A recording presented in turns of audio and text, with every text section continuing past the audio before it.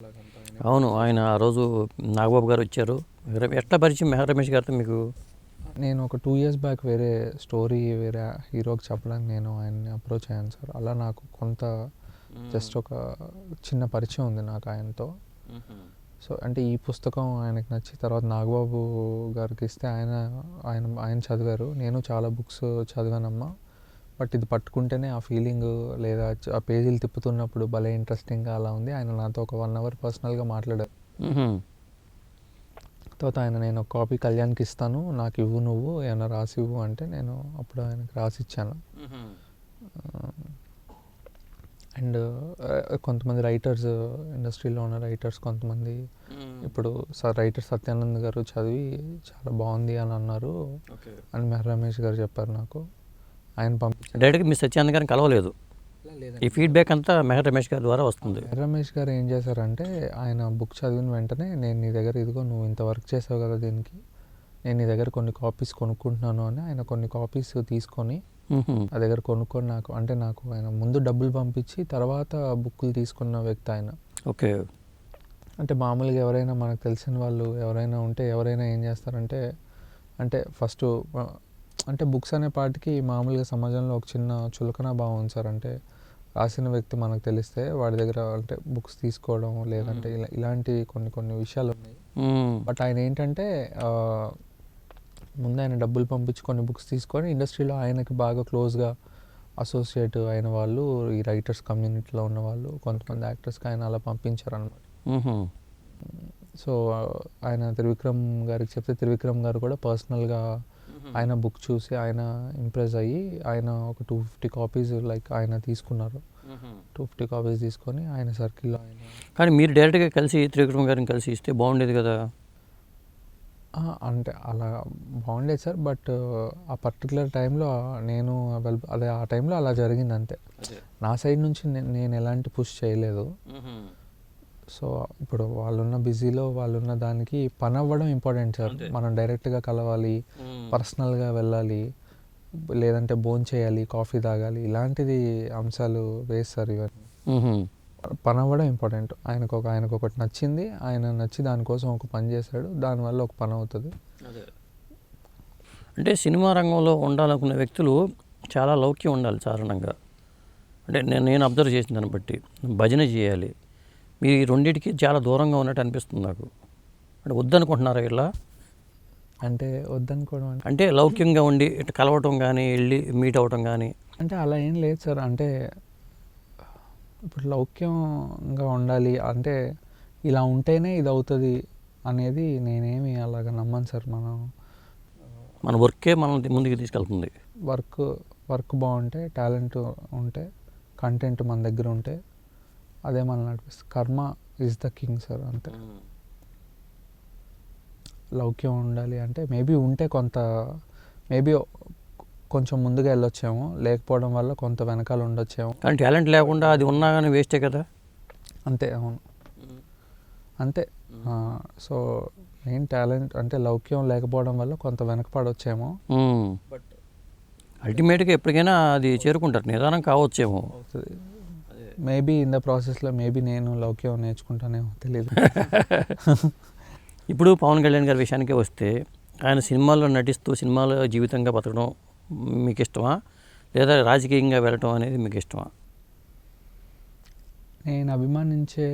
నేను ఇష్టపడే వ్యక్తి వాళ్ళు ఏం చేసినా నేను 100% దాన్ని ఏమంటారు, నా ఇష్టాలు నా ఇష్టం గురించి కాదు సార్. వాళ్ళు ఏం చేసినా వాళ్ళకి డెఫినెట్లీ మంచి జరగాలి, వాళ్ళు ఉన్నత స్థితిలో ఉండాలని నేను అనుకుంటాను. అంటే తన తాలూకు ఐడియాలజీకి ఆయన పాలిటిక్స్లో ఉండడం వల్ల తను ఇంకా ఎక్కువ మందికి ఆయన ఏమైనా చేయగలరు అని నాకు సినిమాలు చేస్తూ అలా చేయడం, అంటే ఆయన వెతుక్కున్న మధ్య మార్గం ఏదైతే ఉందో, సో అది అంటే సాధారణంగా దీన్ని 2 పడవల మీద కాళ్ళు అంటారు కదా కొంతమంది. అలా అంటే అలా ఏం లేదు సార్. 2 పడవల మీద కాళ్ళు పెట్టి నేను వెళ్ళగలిగే శక్తి నాకు ఉన్నప్పుడు నేను ఎందుకు పెట్టకూడదు? ఇప్పుడు ఒక కాలు ఒక పడవ మీద వాడు కాలు పెడితే అది వాడి తాలూకు వాడి శక్తి అది. ఇప్పుడు ఒక మనిషి తాలూకు శక్తి గురించి చెప్పడానికి ఆ మనిషే చెప్పాలి కానీ వేరే మనుషులు ఎలా చెప్తారు? తను 2 పడవల మీద కాళ్ళు పెట్టి సరే అయినా కూడా తను పడవని ఒడ్డుకు చేర్చగలిగే సమర్థత ఆయనకు, కెపాసిటీ ఆయనకు ఉన్నప్పుడు ఆయన అది చేస్తారు. దాంట్లో ఏముంది? పోనీ ఆయన రేపు ఎన్నికల్లో ఒంటరిగా పోరాటం చేయడం మంచిది అనుకుంటున్నారా, లేకపోతే తెలుగుదేశంతో కలిసి వెళ్ళటం మంచిది అనుకుంటున్నారా? ఆయన నేనేం అనుకోను సార్. నేను ఎవరిని అసలు యాక్చువల్గా అనుకోవడానికి. మంచి అంటే ఆయనకి ఏది మంచో ఏది అంటే అబ్జర్వ్ చేస్తున్నారు కదా, ఆయన మొదటి నుంచి అబ్జర్వ్ చేస్తున్నారు కాబట్టి. పర్టికులర్ ఇది అంటే పాలిటిక్స్లో సార్, అంటే పాలిటిక్స్లో ఇప్పుడు ఇండివిజువల్గా పాలిటిక్స్లో యాక్చువల్గా అంటే ఒక పార్టీ ఉన్నా కూడా పాలిటిక్స్లో ఒక పార్టీలో ఫర్ ఎగ్జాంపుల్ ఒక పార్టీ అంటే ఒక గ్రూప్ ఉన్నా కూడా ఆ గ్రూప్ అంతా ఒక పార్టీని రిప్రజెంట్ చేస్తున్నా అందులో ఇండివిజువల్గా ప్రతి ఒక్కరికి వాళ్ళ తాలూకు ఇండివిజువల్ గోల్స్ ఉంటాయి. సో అందులో కానీ పవన్ కళ్యాణ్ అనే వ్యక్తికి ఇండివిజువల్ గోల్ కంటే కూడా ఆయన రాష్ట్రం తాలూకు ఇది ఆయనకి సంక్షేమం అదే ఆయనకి ఇంపార్టెంట్. సో ఆ పర్టికులర్ మూమెంట్ ఆఫ్ టైంలో ఆయన ఎలాంటి స్ట్రాటజీస్ తీసుకుంటారు, లైక్ ఏం చేస్తారు అనేది నాకు తెలియదు కానీ బట్ తను ఏం చేసినా కూడా ఎక్స్ట్రాడినరీ వర్క్ చేస్తాడని నా స్ట్రాంగ్ మీకు నమ్మకం ఉంది. అంటే కొంతమంది సినిమా వాళ్ళు తక్కువ అంచనా వేస్తారు, మీరే మెన్షన్ చేశారు ఈ బుక్లో, సినిమా వాళ్ళు తక్కువ అంచనా వేయకండి, రాజకీయాలను చేయిస్తారు ఎప్పటికైనా అని జార్జ్ బెర్నాడ్ షా అనుకుంటా ఆయన అన్నారు. దాన్ని మీరు కోట్ చేశారు ఇక్కడ దీంట్లో కూడా. ఇప్పుడు పవన్ కళ్యాణ్ గారి విషయంలో అదే అనుకోవచ్చా మనం? అంటే డెఫినెట్లీ అనుకోవచ్చు సార్. ఎందుకు నేను అనుకుంటాను, నేనైతే అనుకుంటాను. ఇప్పుడు హేమచంద్ర గారు అంటే నాకు ఇష్టమైతే ఆయన ఉన్నతమైన స్థితిలో ఉంటే నాకు నచ్చే వ్యక్తి అలా ఉన్నాడని నేను చాలా హ్యాపీగా ఫీల్ అవుతాను. సో అలా అవ్వాలని నేను కోరుకుంటాను కూడా. జస్ట్ లైక్ పవన్ కళ్యాణ్ గారి విషయంలో అయినా కూడా అంతే. ఆయన డెఫినెట్లీ ఆయన స్టేజ్కి వెళ్తారని నా ఫీల్. ఓకే, మరి మీ కెరీర్ పరంగా మీ ప్లానింగ్స్ ఎలా ఉన్నాయి?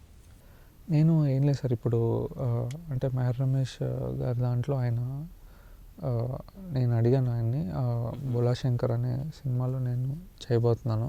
ఓకే. సో నేను కొన్ని కథలు రాసుకొని కొంతమంది యాక్టర్స్ని నేను అప్రోచ్ అయ్యి, ఇంతకుముందు ఇంకా అసిస్టెంట్ డైరెక్టర్ ఎవరి దగ్గర చేశారా మీరు? నేను అంటే చేశాను కానీ చెప్పుకునే అంత ఇదిగా నేను చేయలేదు సార్. అలాగే ఇంకేమైనా చేశారా, షార్ట్ ఫిల్మ్స్ కానీ ఇలాంటివి? చేశాను సార్, కొన్ని చిన్న షార్ట్ ఫిల్మ్స్ అవి చేశాను. బట్ నేను ఈరోజు ఈ మూమెంట్లో ఇలా కూర్చుంటే నాకు వెనక్కి తిరిగి చూసుకొని దాని గురించి మాట్లాడే ఇంట్రెస్ట్ నాకు లేదు. ఈరోజు ఈ క్షణం దీని గురించే. ఎప్పుడు వర్తమానంలోనే ఉంటారనుకుంటా మీరు? ఉండాలని కోరుకుంటాను సార్. మేబీ అది ఎంతవరకు ఉంటానో నాకు తెలీదు. సో ఇప్పుడు ఈ మూమెంట్లో అయితే ఈ పుస్తకాన్ని ఎక్కువ మందిలోకి ఎలా తీసుకెళ్ళాలి అనేది ఒకటి, అండ్ నేను నాకు నచ్చిన కథలు రాసుకొని నాకు నచ్చిన యాక్టర్స్కి నేను వాళ్ళని ఎలా అప్రోచ్ చేయాలి, నెరేట్ చేయాలి అనే ఒక ప్రాసెస్లో ఉన్నాను. ఈ 2 విషయాలే నా లైఫ్లో ఉన్నాయి ప్రస్తుతానికి.